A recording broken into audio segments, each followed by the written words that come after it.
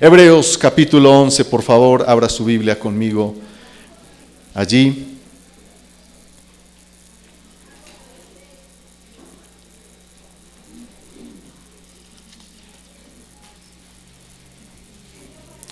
Vamos a leer juntos el versículo 6 de Hebreos. ¿Están listos? Leámoslo juntos. Y sin fe es imposible agradar a Dios, porque es necesario que el que se acerca a Dios crea que Él existe y que es remunerador de los que le buscan. Hebreos 11:6. Estos días, cuando me dirigía al trabajo con mi esposa, íbamos camino a nuestros trabajos, íbamos escuchando algunas noticias, y algunos de ustedes saben que en la congregación donde servimos estamos trabajando con el área de matrimonios, de parejas, y ha sido una bendición, pero también una enorme exhortación de Dios en este tema, porque íbamos escuchando una noticia acerca de un decreto que va a expedir el gobierno de nuestra nación, donde se le da la obligatoriedad a las entidades como las notarías de permitir a partir de los 7 años que los niños cambien su género. Y si los padres no están de acuerdo, entonces van a poner como mediadores para que esto suceda a gestores de familia, sustituyendo la autoridad de los padres. Esto dentro de muchas cosas que están sucediendo a nivel de legislación, y esto es una obligatoriedad porque es una demanda dada incluso por la Organización Interamericana de Derechos Humanos. Entonces, el Señor llamaba mi atención en el sentido que, ¿qué estamos haciendo nosotros como iglesia frente a la nube de tinieblas que está posándose sobre la humanidad? Y nos afecta directamente. Uno de los periodistas que hacía la entrevista le decía a la ministra de Justicia que es una barbaridad escuchar a esta mujer, y le decía: ministra, pero ¿cómo hago yo como padre si los psicólogos o los profesionales en el área de las ciencias humanas van a ser las personas usadas para ayudar a nuestros niños a definir su identidad de género? ¿Cómo hago yo si ellos de entrada comienzan a inquietarles para que ellos mismos se sientan incómodos con la identidad que tienen hoy y procuren buscar otra identidad? Y volvía a mi corazón esa exhortación de qué estamos haciendo nosotros para por lo menos pelear esta batalla de fe que se nos está presentando por delante. ¿Nos vamos a quedar simplemente haciendo cultos? ¿O vamos a recordar el llamado que tenemos de proclamar a Jesucristo como el camino, la verdad y la vida?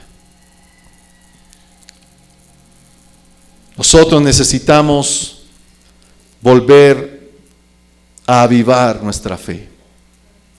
Necesitamos volver a tomarnos en serio nuestra fe. Sin fe es imposible agradar a Dios. En el texto que acabamos de leer de Hebreos, unas 25 veces más o menos, está diciendo, en el recuento que hace el escritor de estos hombres de la fe, que son mencionados allí en el capítulo 11, que fue por la fe que ellos lograron dejar una huella imborrable en la historia. Fue por esa confianza en que Dios puede hacer cosas impresionantes. ¿Cuántos aquí creen que Dios puede hacer cosas impresionantes? Y de hecho la mayoría de nosotros estamos esperando que en nuestra vida Dios haga algo impresionante, que nos sane de una enfermedad, que provea milagrosamente para una enfermedad, que haga algo que nos sorprenda por su poder. Pero la fe va más allá de la confianza o la expectativa en Dios de que Él puede hacer algo grande.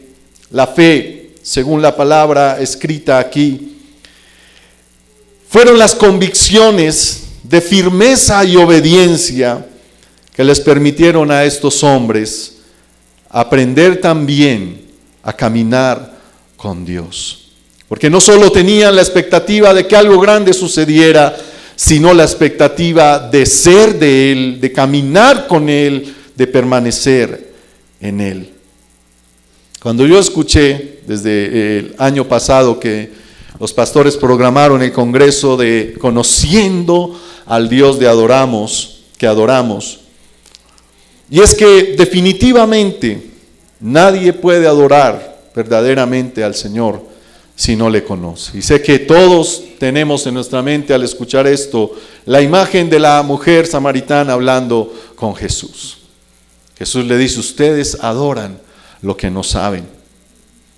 Y a muchos nos puede pasar en nuestro andar lo mismo, que por cultura, que por protocolo, que por liturgia y cotidianidad, cantemos y adoremos, vengamos a la congregación, hagamos toda la disciplina y el ejercicio espiritual que hacemos, pero que no haya una trascendencia de rendición de nuestras vidas al Señor, porque no le hemos conocido. Estos hombres lograron dejar una huella imborrable en la historia de la humanidad porque conocieron a Dios. Vamos a ver entonces esta mañana algunas cosas de cómo dejar una huella imborrable por medio de la fe.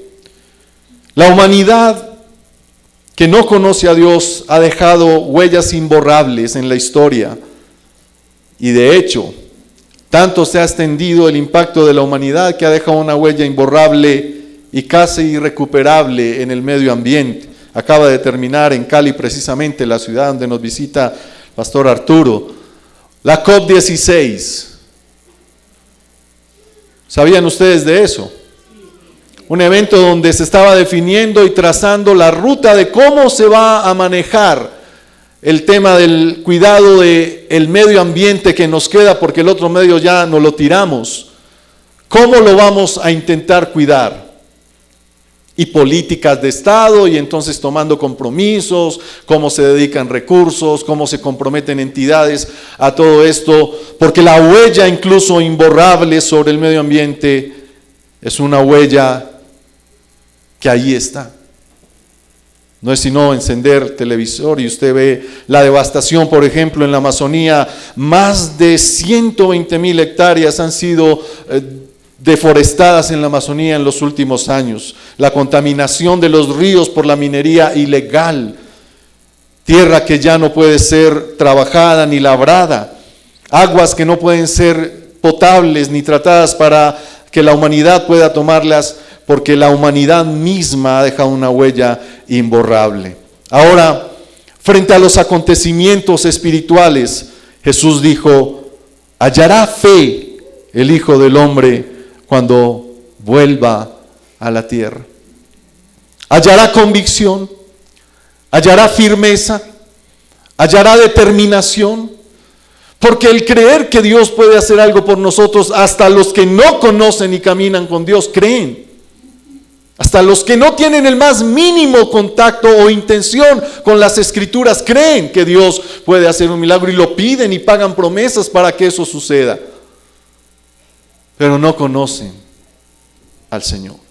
Y esto no le puede pasar a la iglesia de los últimos tiempos. No sé si usted está consciente, si en su conciencia espiritual también está el hecho de pensar que somos la iglesia de los últimos tiempos. Alguien decía una vez: tenga planes en su vida como para 100 años, pero esté listo para irse como en el Señor hoy. ¿Qué huellas imborrables para tu fe estás dejando?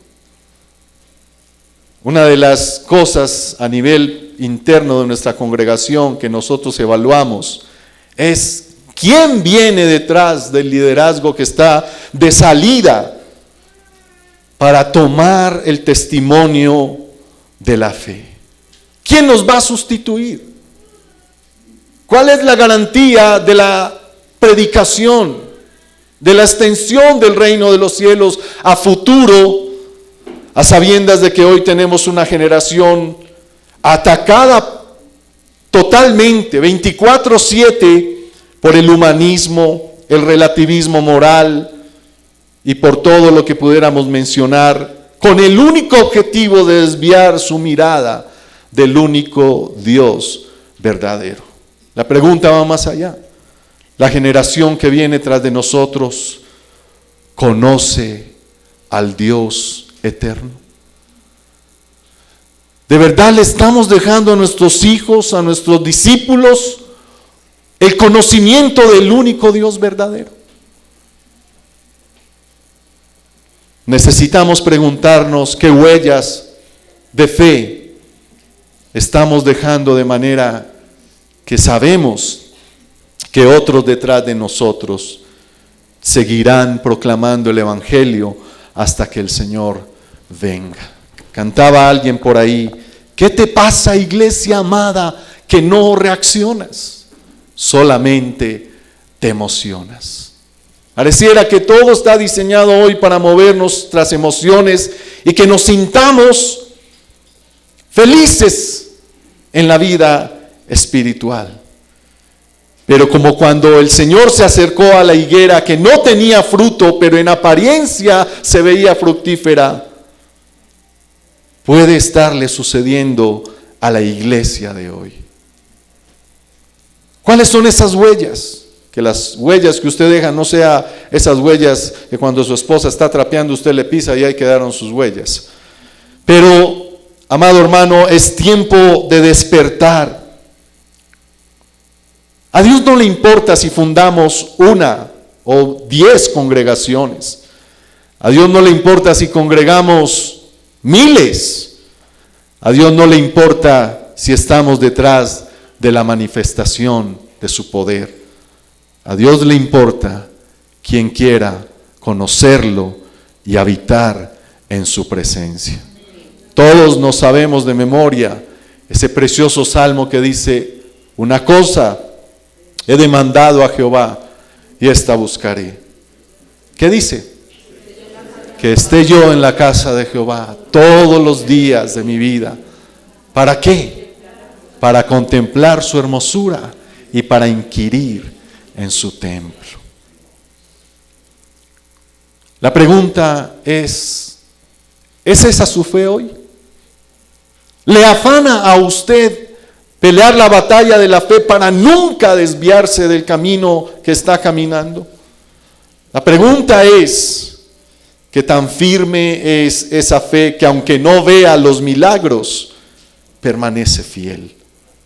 ¿Qué tan firme es esa fe que aunque no vea las manifestaciones del poder de Dios, aún así sigue firme?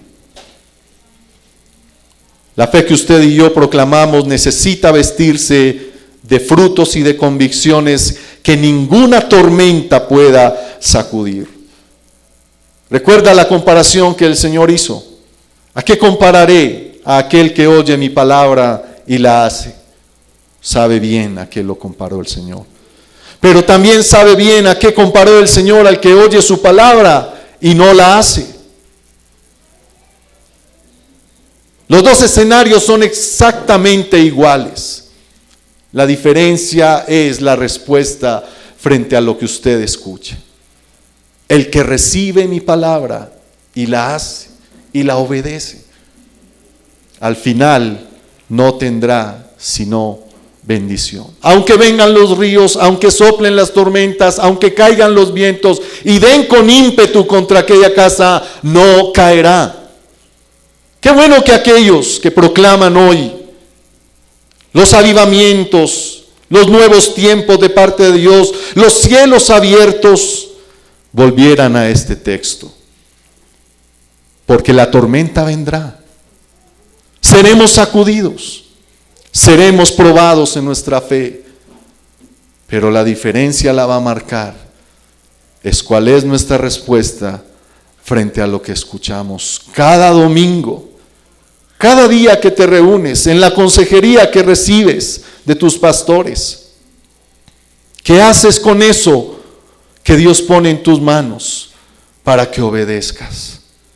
Esa obediencia será lo que marque la diferencia entre si tu casa permanece firme o si tu casa cae por la tormenta. Se nos avecinan tiempos donde nuestra fe será exigida arduamente, y solo el que piense estar firme podrá llegar firme hasta el fin. Solo el que piense llegar firme hasta el fin tendrá la capacidad de vestirse de la armadura de Dios para poder resistir y, habiendo acabado todo, reitero, estar firme. Hoy muchos no piensan como guerreros espirituales porque seguimos esperando nuestro propio milagro. Mire conmigo algunas cosas de estos hombres de la fe en Hebreos 11. Ahora bien, dice el versículo 1 en otra versión, la fe es la certeza de lo que se espera, la convicción de lo que no se ve. Verso 2, porque por esa convicción recibieron aprobación los antiguos. Por la fe entendemos que el universo fue preparado por la palabra de Dios, de modo que lo que se ve no fue hecho de cosas visibles. La primera huella de nuestra fe es que solo hay un Dios creador y eterno. Recuerde que Génesis capítulo 1, versículo 1 dice, en el principio ¿qué? Creó Dios los cielos y la tierra. Este versículo de Hebreos capítulo 1 ya de por sí deja sin fundamento la teoría de la evolución, porque de la nada fue creado todo lo que existe. Dios habló y todo fue creado. De la nada creó el universo, declaró lo que debía ser y así fue. Por eso su palabra es poderosa. Aquello que tú crees que Dios no puede hacer, lo puede hacer porque su palabra nunca falla, es infalible, es poderosa. Nuestra fe pues está puesta en el Dios que creó el universo con su palabra. Cuando el texto bíblico dice, de modo que si alguno está en Cristo, nueva criatura es, las cosas viejas pasaron, todas son ¿qué? ¿Quién es el único que tiene poder para deshacer al borracho de su borrachera, al perdido de su perdición, al que está en inmundicia de su inmundicia, al que está atado por yugo, desatarlo? Pues aquel que puede decir la palabra para que aquello que está ahí deje de causar tropiezo al progreso de la fe. Necesitamos volver a confiar plenamente en la suficiencia de la palabra de Dios, que tiene un poder impresionante. Cuando Él habla, las cosas son hechas nuevas en nosotros. La obra que está sucediendo en nosotros la está haciendo el Señor. Amado hermano, usted y yo somos obras incompletas, pero somos obras en proceso. Dios sigue trabajando, Dios sigue completando lo que falta de nosotros, pero algunas obras están paradas. ¿Cómo se ve un edificio abandonado, una obra que se queda quieta? ¿Cómo se ve? Y eso pasa cuando no tenemos una convicción de obediencia. Quiero preguntarle, ¿usted oye la palabra de Dios regularmente? ¿Cómo responde usted a lo que escucha? Ayer nada más hablábamos mientras comíamos y teníamos esta reflexión. Cada que la palabra de Dios es predicada, sucede el mismo escenario de cuando los discípulos le dijeron a Jesús, acláranos la parábola del sembrador. ¿Qué querías decir con eso? Y Jesús dijo, la palabra es la semilla. Él es el sembrador. Y la tierra es este auditorio. Hoy, amado hermano, alguna de esas semillas está cayendo como semilla en buena tierra. Y espero que todos ustedes tengan corazones como buena tierra, donde la semilla cae, allí puede morir y dar su fruto, y dar fruto agradable, como el Señor termina mencionándolo allí. Pero también sucede en corazones que son como la semilla que cayó junto al camino, como la semilla que cayó en pedregales, y como aquella que cayó donde no había una tierra para poder la semilla echar raíces. Cada uno haga su propia reflexión de cómo es su corazón frente a la palabra de Dios. Dios no se conformará con un simple conocimiento de su existencia o admiración por lo que ha hecho. Él quiere una relación personal y dinámica con usted, una relación que transformará su vida. Quienes con sinceridad lo buscan, hallarán y serán premiados con la presencia íntima de Dios. Recuerde que anteriormente no teníamos el privilegio nosotros de venir a tener esa comunión íntima con un Dios eterno, santo. Este año hemos estudiado todo el año en la congregación los atributos de Dios, conociendo a Dios verdaderamente, su eternidad, su santidad, su poder, su grandeza, su magnificencia. Y a veces nosotros, por la falta de comprensión, el solo hecho, mi amado hermano, de que usted y yo tenemos la oportunidad de relacionarnos con el único Dios verdadero. Escuche bien eso. El único Dios verdadero. Si usted hace un recorrido por las Escrituras, se va a dar cuenta que el primer mandamiento, por ejemplo, ¿es cuál? No tendrás dioses ajenos delante de mí. Éxodo capítulo 20. No te inclinarás a ellos ni los honrarás. No te harás imagen de lo que está arriba en el cielo, ni abajo en la tierra, ni en las aguas, ni lo que vuela, ni lo que se arrastra. No tendrás dioses ajenos delante de mí. Y en el recorrido continuo de las Escrituras, cuando Israel toma la tierra prometida, el Señor le dice: no tomes sus dioses para hacer altares, no pongas altares de esos dioses, ni los honres, ni sacrifiques a ellos. Cuando Dios interviene, por ejemplo, en Egipto, cada plaga que Dios intervino en Egipto fue una confrontación a los dioses de Egipto. La oscuridad al dios sol, la peste a los animales, todo era una confrontación a los dioses de Egipto, que nada pudieron hacer para salvar a Egipto. Porque Dios se estaba presentando como el único Dios, no solo a su pueblo, sino a Egipto. Nosotros necesitamos volver a esa sensibilidad de temor, reverencia y temblor delante del Dios que adoramos. Ya no existe un tabernáculo que demanda ciertos rituales. Pero aunque el tabernáculo no exista, el templo de Salomón no exista, donde se sacrificaba y estaba el atrio, el altar, el lugar santísimo, aunque ya no está eso, sí sigue siendo santo nuestro Dios. Y la demanda de santidad, la demanda de presentarnos de Él correctamente, la demanda de ofrecer sacrificios agradables sigue siendo exactamente igual, porque Él no cambia.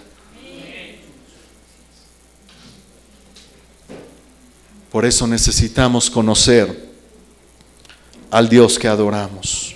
Su carta de presentación no solo fue crear el universo y todo lo que hay, sino que su carta también de presentación a la humanidad fue constantemente usar hombres a través de la historia, por medio de los cuales enviar su palabra para que su pueblo se volviese a Él. Hebreos 11:13 dice: todos estos hombres mencionados anteriormente en el relato murieron en fe, sin haber recibido las promesas, pero habiéndolas visto y aceptado con gusto desde lejos, confesando que eran extranjeros y peregrinos sobre la tierra. Hoy muchas de las cosas, cuando el apóstol Pablo decía, hoy pedimos y pedimos mal, porque pedimos para gastar en nuestros deleites, porque queremos pedir que Dios nos bendiga para quedarnos disfrutando en esta tierra, cuando deberíamos estar pidiendo el llenar nuestras lámparas de aceite, estando preparados para su venida. La obediencia determinada y firme a Dios nos hace tan extraños a los demás. Es nuestra obediencia la que hace una confrontación a la desobediencia de los hombres y la humanidad perdida en su desenfreno de pecado. Debes destacar como creyente, debes sobresalir como creyente, debes ser luz en medio de las tinieblas por causa de tu obediencia amorosa y determinada al Padre. Abraham obedeció sin discutir. No se sorprenda si Dios lo incomoda a salir de su condición con el ánimo de que usted haga su voluntad. ¿Cuál será el final de eso? Si aquí usted no recibe recompensa, no se desaliente, porque ninguna recompensa aquí en la tierra, ninguna provisión material, ningún estado y estatus al que usted pueda llegar, se puede comparar con la recompensa eterna preparada para los buenos siervos y fieles.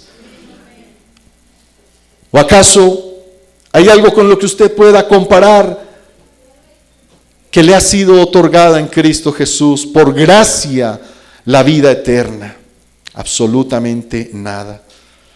Nosotros debemos actuar cuando Dios nos habla. Es conveniente que no estemos tan apegados a lo que hoy tenemos y a nuestros deseos del mundo. Recuerde cómo oraba Jesús por sus discípulos en San Juan 17. Señor, mientras yo estaba con ellos, yo los guardaba. Pero ahora que voy a ti, guárdalos en tu nombre, para que donde yo estoy, ellos también estén. No te pido que lo quites del mundo, sino que los guardes del mal. Jesús mismo, nuestro Maestro, oraba que nosotros fuésemos guardados del mal para que en la gloria que nosotros comprobamos al caminar con Él, no tengamos oportunidad de menospreciar esa gloria buscando complacer nuestros deseos de la carne. Amado hermano, debido a la íntima relación con el Padre fue que estos hombres no se sentían a gusto en el mundo que los rodeaba, sino que buscaban algo mejor. Ni siquiera las grandes obras que Dios hizo a través de todos estos gigantes de la fe era lo que los hacía a ellos permanecer con Él, sino la misma persona de Dios. Como dice el texto, ellos lo único que hicieron fue saludar su esperanza de lejos, pero aún así estaban con Él, pasara lo que pasara. La obediencia, entonces, es una huella imborrable de la fe. Por la obediencia, nosotros podemos comprender también con amplitud y seguridad nuestra esperanza. En nuestro diario andar, ninguno de nosotros tenía nuestro plan buscar al Señor. Nadie. Estoy totalmente seguro de eso, que usted no, cuando tenía sus 11, 12 años, estaba haciendo y soñando con su plan de vida. Usted no tenía por allá en uno de sus planes o sus expectativas decir, bueno, y me le voy a entregar al Señor en tal año de mi vida. Eso no pasaba. En algunos de nosotros Dios intervino de una manera que ni sabíamos que era Dios el que estaba haciendo esa clase o permitiendo esa clase de circunstancias para que le conociéramos. Hebreos 11:39 dice, y todos estos, habiendo obtenido aprobación por su fe, no recibieron la promesa, porque Dios había provisto algo mejor para nosotros, a fin de que ellos no fueran hechos perfectos sin nosotros. ¿Cuál era la esperanza y cuál fue la esperanza que ellos murieron sin ver cumplida?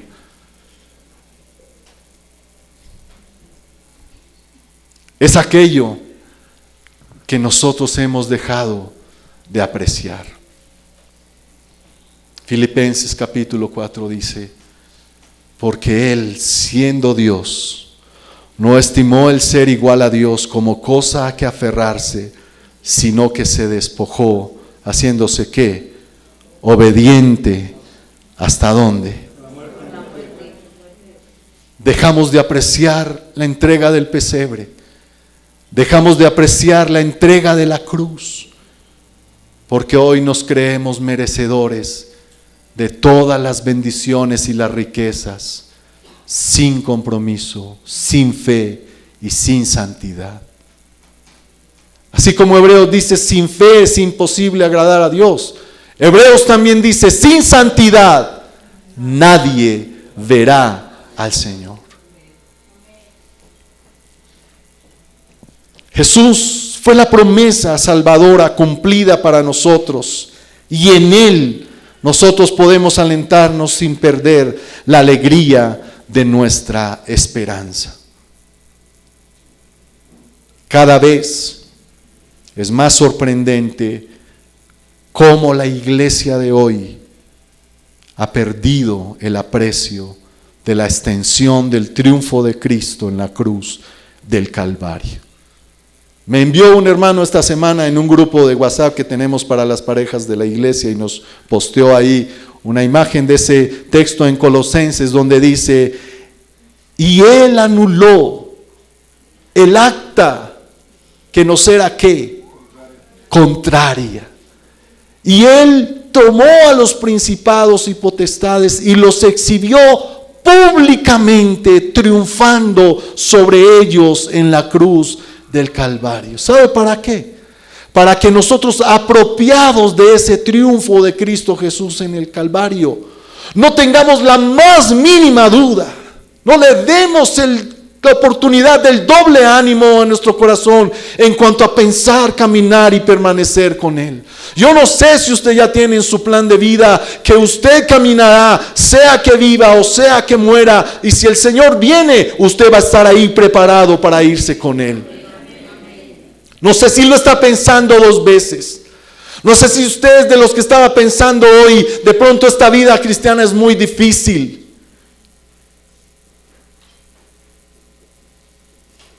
No piense en el hoy. Piense en la esperanza que está unida a esa confianza en Cristo Jesús. Es difícil. Si no fuera difícil, Pablo no utilizaría alegorías o no utilizaría paralelos como peleen la buena batalla de la fe. Pero solo el que termine la batalla recibirá la recompensa. Si alguno retrocede, no agradará al alma del Señor. Por eso nuestra confesión del señorío de Cristo en nuestras vidas debe ser consistente con una celebración diaria de profunda gratitud. Un ingrediente que no puede faltar en la oración del creyente es la gratitud por la obra del Calvario, que es el recuerdo que le viene a usted cuando celebra en el altar la mesa del Señor. ¿Cuál es la sensación que viene a su vida cuando recuerda que sus pecados han sido perdonados? ¿Cómo se alienta su esperanza cuando recuerda que su nombre está escrito en el libro de la vida? ¿Cómo reacciona usted al recordar que Él sustituyó su lugar en la cruz del Calvario? Tener una convicción, una comprensión, del Calvario. Una verdadera comprensión del Calvario te hará firme aún ante las acechanzas del maligno. El cuerpo de Cristo se hace completo con los creyentes tanto del Antiguo Testamento como del Nuevo Testamento, que tienen todos la misma esperanza y la misma confianza. Aquellos de antiguo confiaban en la venida de la provisión de Dios, de su salvación definitiva. Nosotros tampoco lo vimos con nuestros ojos, pero recibimos el testimonio de aquellos que viéndolo con sus propios ojos, vieron como privilegio y respuesta de ese aprecio de la cruz, entregar su vida como ganancia para su propio recompensa. Es decir, usted veía a los discípulos luego de haber sido probada su fe, yendo a la muerte por causa de la predicación del Evangelio como la meta que se habían propuesto. Esa era la esperanza que había en ellos. Ellos no pensaban en ser levantados, en ser llevados a las naciones y ser usados para construirse un nombre o para construirse un estatus. Su único afán era dignificar la obra por la cual ellos habían sido salvos. Tú y yo estamos aquí esta mañana para que con nuestro diario andar dignifiquemos a aquel que se entregó por nosotros en la cruz del Calvario. No es una canción la que le da honra y gloria al Señor, ni siquiera tus ofrendas. Es tu obediencia por amor lo que dignifica su sacrificio. Por la fe sola estamos seguros de la existencia de las cosas eternas, pero por la esperanza estamos confiados en que esas cosas eternas las tendremos como herencia.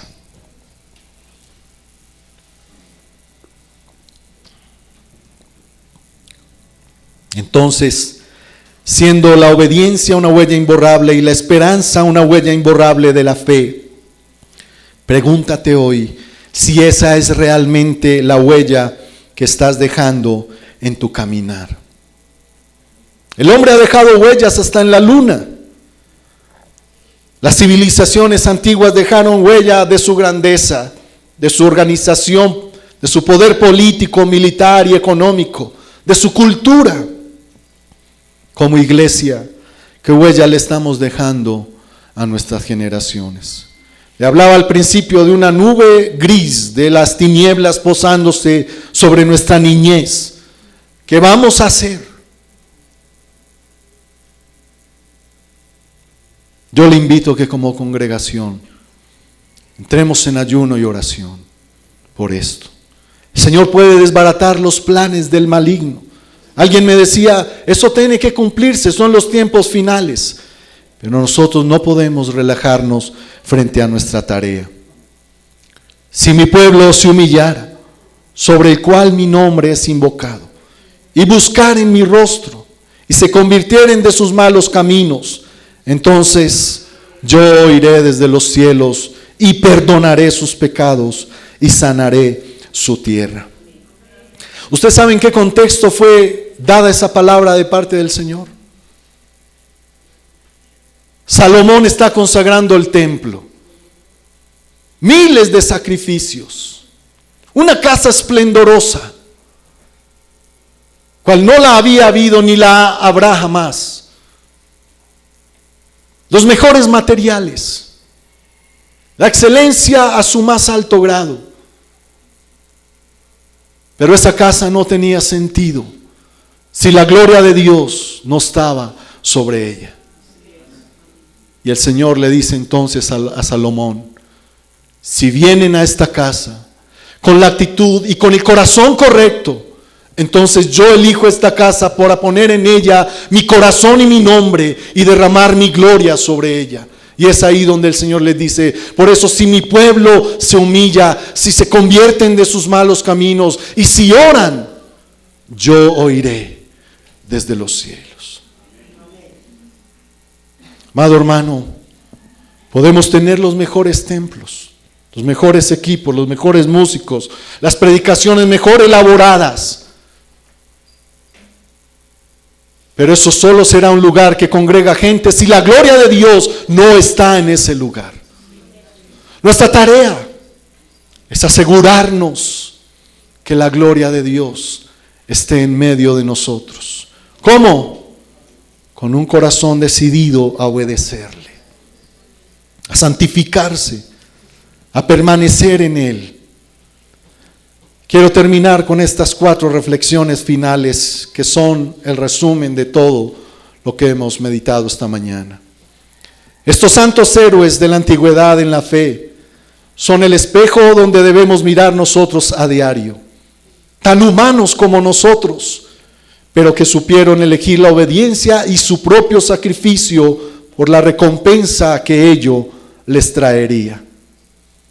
No sé usted, pero yo quiero llegar un día al final de mi carrera y poder escuchar: ven, buen siervo y fiel, entra en el gozo de tu Señor.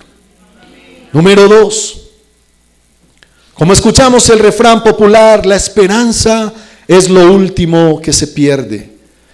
Pero a diferencia de la esperanza del mundo, que depende de lo que ven sus ojos, nuestra esperanza depende de lo que nos ha sido testificado y de la convicción que se hace firme y nos permite estar firmes. Esa esperanza tiene un dador totalmente fiel, que nunca falla. Uno de los atributos de Dios es su fidelidad. Nadie puede juzgar ni señalar la integridad en cuanto a la fidelidad de Dios. Todo lo que ha hablado lo ha hecho, todo lo que ha prometido lo ha cumplido. Ninguna de sus palabras se ha quedado sin cumplimiento y ninguna de las que están por cumplirse se quedarán sin cumplimiento. Amado hermano, Dios es fiel. Él pronto cumplirá lo que ha prometido. La única esperanza que espero que Él cumpla pronto es: ven, Señor Jesús. Tercero, Dios no nos falla. Y lo que hemos recibido aún, y lo que no hemos recibido aún, no quiere decir que no sucederá, pero ello no debe ser excusa para estar desalentados. ¿Hay algún desalentado esta mañana en la fe aquí? Gloria a Dios por eso. Y por último, para dejar una huella imborrable, se hace necesario entender que no será por nuestra propia cuenta, sino que de la mano del que hizo todas las cosas, Él seguirá obrando conforme a su perfecta voluntad. Estos hombres nos asombran. ¿Quién no ha querido ser como David? ¿Quién no ha querido ser como Sansón? ¿Quién no ha querido ser como Daniel? ¿Quién no ha querido ser como la lista de grandes hombres? Pero una cosa tuvieron ellos claro, y es que nada hacían por cuenta propia, sino por su confianza y su fe en el único Dios verdadero. ¿Cuántos hoy aquí confían en el único Dios verdadero? Le voy a invitar que incline su rostro, por favor.